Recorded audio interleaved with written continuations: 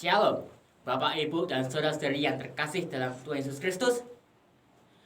Pada hari ini kita telah disediakan dengan pelajaran firman Tuhan dari malam ke malam. Dan pada hari ini kita akan kembali mempelajari firman Tuhan dengan judul Keputusan Terbesar. Namun sebelum kita belajar, kita bersatu di dalam doa. Tuhan Allah Bapa kami yang bertahta dalam kerajaan surga, pada hari ini kami akan mempelajari firman-Mu. Kami sudah siap ya Tuhan. Buka dan hati dan pikiran kami untuk dapat mempelajari firman-Mu dan mengaplikasikannya dalam kehidupan kami sehari-hari. Ampuni kami dari segala dosa dan kesalahan kami. Di dalam nama Tuhan Yesus kami berdoa. Amin. Keputusan terbesar. Apa keputusan terbesar yang harus kita lakukan? Ada sebuah ilustrasi yang ada di gambar tersebut. Bagaimana seorang penggembala yang bernama Daud ketika dia diminta oleh ayahnya untuk membawakan makanan kepada kakak-kakaknya yang sedang bertempur melawan bangsa Filistin. Antara bangsa Israel melawan bangsa Filistin. Dan bangsa Israel ini dihadapkan dengan sosok yang sangat ditakuti, seorang panglima besar yang bernama Goliat, yang sangat tinggi badannya. Di saat inilah, ketika dalam keadaan darurat inilah, Daud mengambil keputusan, walaupun ini keputusan yang sangat berat, tapi dia harus melakukannya, di mana dia harus berhadapan muka dengan muka dengan seorang panglima ini, yaitu Goliat. Dan apa hasilnya? Dia berhasil mengalahkan Goliat, walaupun dengan hanya bermodalkan batu dan juga ali-ali. Karena kenapa? Sebab Allah beserta dengan dia. Kemenangan berarti keselamatan. Kita bisa buka Alkitab kita dalam Kisah Para Rasul 13 ayat 47. Kisah Para Rasul pasal 13 ayat 47. Demikianlah bunyinya. Sebab inilah yang diperintahkan kepada kami. Aku telah menentukan engkau menjadi terang bagi bangsa-bangsa yang tidak mengenal Allah, supaya engkau membawa keselamatan sampai ke ujung bumi. Inilah keputusan yang pertama yang harus kita lakukan. Apalah? Memperoleh keselamatan. Keselamatan yang kita peroleh itu adalah menghasilkan kemenangan. Kemenangan berarti adalah keselamatan. Keselamatan. Bagaimana cita-cita tinggi seorang pahlawan itu adalah keselamatan. Kita bisa buka Alkitab kita dalam Yohanes pasal 3 ayat 16. Yohanes pasal 3 ayat 16. Demikianlah bunyinya. Karena begitu besar kasih Allah akan dunia ini, sehingga ia telah mengaruniakan anaknya yang tunggal, supaya setiap orang percaya padanya tidak binasa, melainkan beroleh hidup yang kekal. Yang kedua, keputusan yang harus kita ambil adalah untuk memperoleh keselamatan tersebut. Jika di pertamanya kita mengambil keputusan untuk memperoleh kemenangan, yang kedua kita memperoleh keputusan kita adalah untuk mendapatkan keselamatan. Keselamatan adalah Allah berikan secara cuma-cuma oleh karena kasih karunia Allah dan juga oleh karena iman, bukan karena kita menuruti hukum. Keselamatan dan pertobatan, dua hal yang sangat berhubungan. Kita bisa buka Alkitab kita dalam 2 Petrus pasal 3 ayat 9. 2 Petrus 3 ayat 9. Demikianlah bunyinya. Tuhan tidak lalai menepati janjinya, sekalipun ada orang yang menganggapnya sebagai kelalaian, tetapi ia sabar terhadap kamu, karena ia menghendaki supaya jangan ada yang binasa, melainkan supaya semua orang berbalik dan bertobat. Keselamatan dan pertobatan adalah dua hal yang sangat penting. Ketika seseorang memperoleh keselamatan yang Allah berikan, ketika dia mengaku dirinya adalah manusia yang berdosa, yang telah melakukan banyak sekali dosa, dia akan mengambil keputusan yang terbesar, yaitu adalah untuk mendapatkan pertobatan. Dan hasilnya dia bertobat dari semua dosa-dosanya. Di dalam 2 Petrus pasal 3 ayat 14 dan 15. Sebab itu saudara-saudaraku yang kekasih, sambil menantikan semuanya ini, kamu harus berusaha supaya kamu kedapatan tidak bercacat dan tak bernoda di hadapannya dalam perdamaian dengan dia. Anggaplah kesabaran Tuhan kita sebagai kesempatan bagimu untuk beroleh selamat, seperti juga Paulus, saudara kita yang kekasih, telah menulis kepadamu menurut hikmat yang dikaruniakan kepadanya. Kesempatan untuk mendapatkan pertobatan, mendapatkan keselamatan dengan cara apa? Dengan kita bertobat, meminta ampun pada Tuhan atas segala dosa-dosa yang telah kita lakukan, dan berkomitmen untuk meninggalkan semuanya dan menjadi pribadi yang lebih baik dan diperbarui dari hari ke hari. Pertobatan itu menuntut pengorbanan. Bagaimana ketika kita mengambil keputusan untuk bertobat, maka inilah yang terjadi. Tuhan memberikan putra yang tunggal, satu-satunya, yaitu Yesus Kristus, datang ke dunia untuk mengalami penderitaan, bahkan sampai mati disalibkan. Oleh karena apa? Untuk menanggung semua dosa-dosa yang telah kita perbuat. Dosa-dosa saudara, dosa-dosa bapak ibu sekalian. Yesus menanggung semuanya itu. Untuk apa? Supaya kita selamat, supaya kita jangan jatuh ke dalam kebinasaan yang kekal, dan ketika kita masuk dalam neraka, Tuhan tidak pernah membiarkan kita masuk dalam neraka. Karena Tuhan ingin supaya kita bisa selamat masuk surga. Oleh karena apa? Oleh karena pengorbanan Kristus tersebut. Bertobat dan dibaptis.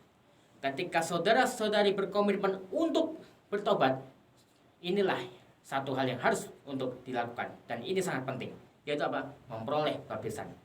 Di dalam Kisah pasal 2 ayat 37, ketika mereka mendengar hal itu, hati mereka sangat terharu. Lalu mereka bertanya kepada Petrus dan rasul-rasul yang lain, apakah yang harus kami perbuat, saudara-saudara? Dilanjut di ayat yang ke-38, jawab Petrus kepada mereka, bertobatlah, dan hendaklah kamu masing-masing memberi dirimu dibaptis dalam nama Yesus Kristus untuk pengampunan dosamu, maka kamu akan menerima karunia Roh Kudus. Bertobat dan dibaptis adalah dua hal yang sangat berhubungan dan sangat penting bagi seseorang yang merasa dirinya ingin untuk diselamatkan. Ketika seseorang itu menyesali segala dosa-dosanya, dia akan bertobat, dia akan berkomitmen untuk tinggalkan semua dosa-dosa yang telah dilakukan dan mengambil keputusan untuk menerima Yesus sang juru selamatnya melalui apa? Melalui baptisan. Sebagaimana seperti yang telah dilakukan oleh orang-orang yang mendengarkan khotbah Petrus, dan hasilnya adalah ada 3.000 jiwa yang dibaptiskan. Bertobat. Apa itu bertobat? Pertama, menyesal dan berniat hendak memperbaiki hidupnya.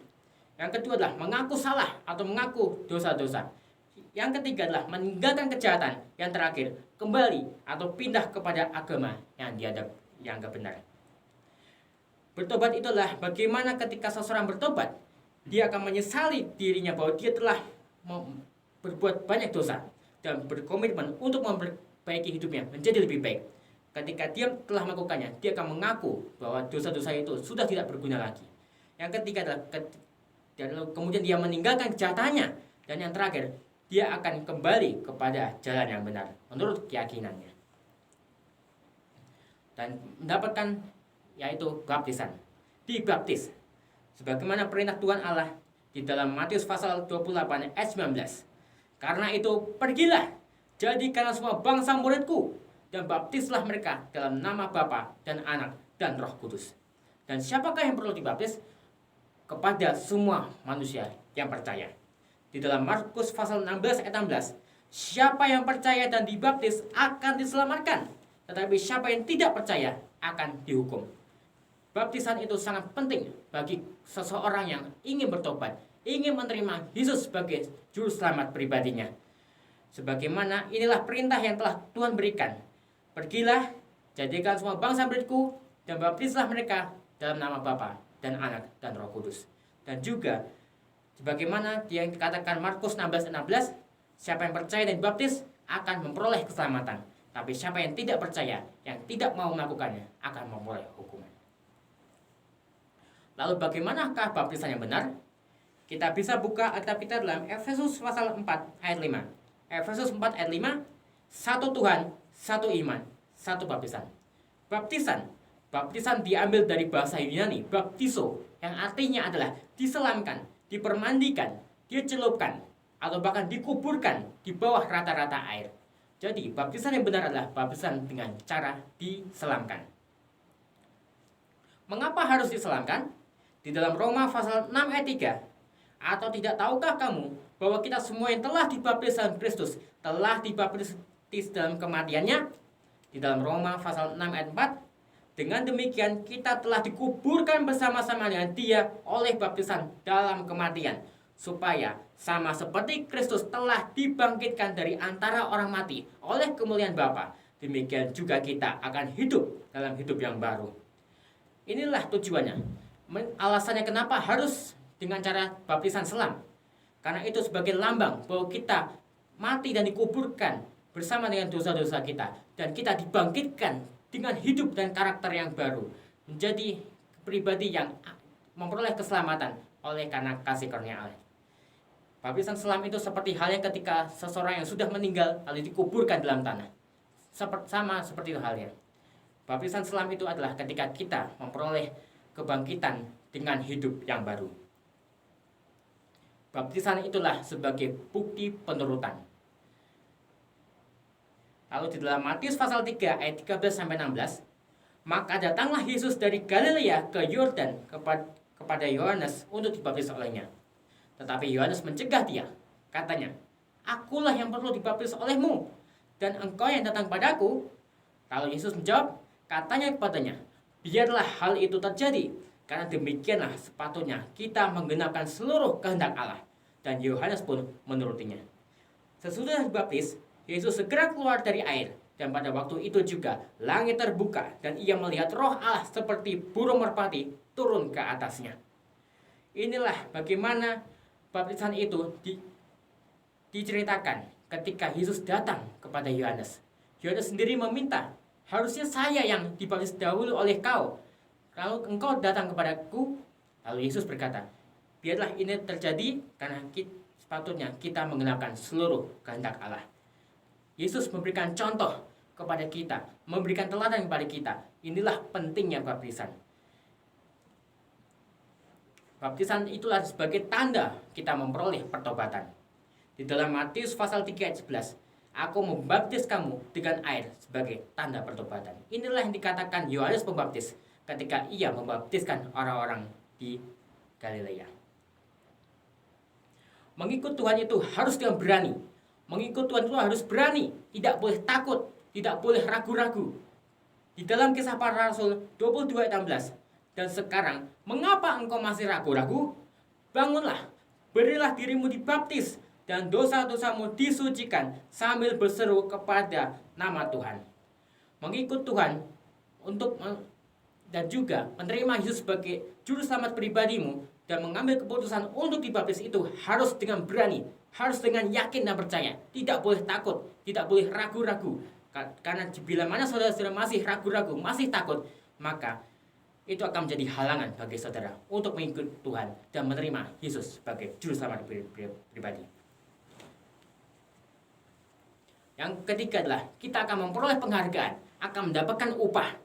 Di dalam Ibrani pasal 11 ayat 16, "Tetapi sekarang mereka merindukan tanah air yang lebih baik, yaitu satu tanah air surgawi. Sebab itu Allah tidak mau disebut Allah mereka, karena ia telah mempersiapkan sebuah kota bagi mereka." Ketika kita memperoleh keselamatan tersebut, kita menerima keselamatan tersebut yang telah Tuhan berikan, kita menerima Yesus sebagai juru selamat pribadi kita dan dibaptis, maka inilah yang akan kita dapatkan, yaitu apa? Penghargaan dan upah. Apa upah kita? Keselamatan di surga, kehidupan kekal, rumah abadi kita yang ada di surga.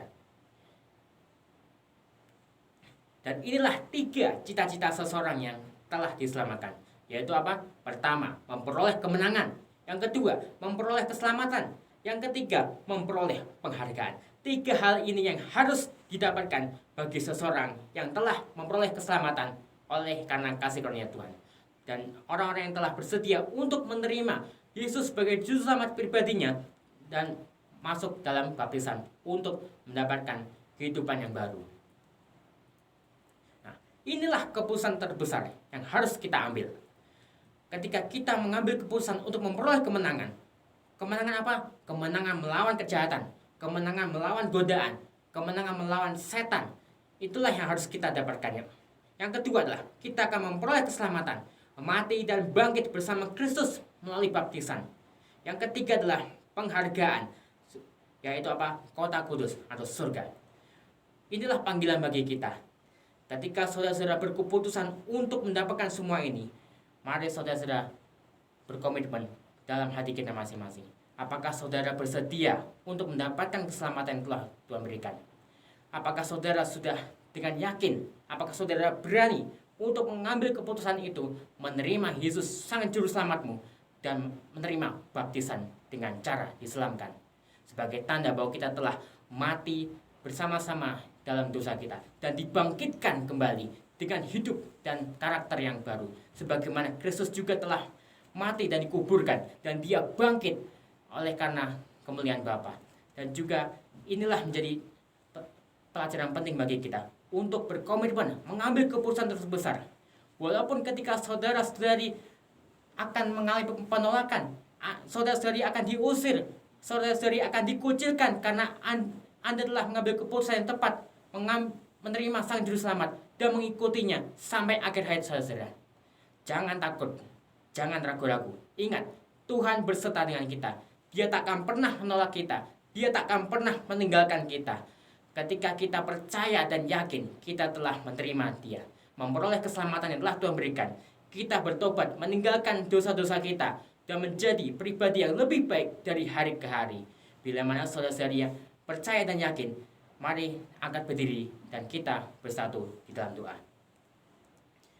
Tuhan Allah Bapa kami yang bertata pada surga, sebuah pelajaran yang sangat penting bagi kami, bahwa pentingnya kami memperoleh keselamatan, kami memperoleh kemenangan, dan memperoleh penghargaan atau upah yang telah Engkau berikan. Inilah keputusan terbesar yang harus kami ambil, menerima Putramu, Yesus Kristus sebagai Juru Selamat pribadi kami, dan menerima baptisan dengan cara diselamatkan sebagai tanda bahwa kami turut mengalami kematian seperti yang Yesus lakukan. Mati, meninggalkan dosa-dosa kami, dan dibangkitkan kembali dengan hidup dan tabiat sesuai dengan kehendak Allah, dan memperoleh keselamatan, yaitu hidup kekal dan rumah abadi kami, yaitu di kerajaan surga. Pada malam ini, biarlah Engkau memberkati kami semuanya. Bila mana ada dari antara saudara-saudari yang masih ragu untuk menerima Engkau sebagai Juru Selamat-Mu, biarlah Engkau menggerakkan hati mereka, ya Tuhan. Guncangkan perasaan mereka supaya mereka bersedia untuk menerima Engkau sebagai Juru Selamat-Mu dan menerima baptisan yang kudus. Biarlah ini akan menjadi tertanam dalam hati dan pikiran kami dan mengaplikasikan dalam kehidupan kami sehari-hari dari sekarang hingga selama-lamanya. Biarlah Engkau menyertai kami, melindungi kami, dan memberkati kami, menyinari kami dengan cahaya kemuliaan-Mu dan memberikan kami damai sejahtera, menghadapkan kami ke hadapan wajah-Mu yang mulia dan memberikan kami kasih karunia. Biarlah damai sejahtera Allah Bapa, kasih karunia Yesus Kristus, dan persekutuan Roh Kudus jadi bagian kami semua hingga Maranatha Tuhan datang kedua kali nanti. Inilah seru doa kami. Kami berdoa hanya di dalam nama Tuhan Yesus yang menjadi Juru Selamat dan Penebus kami. Amin.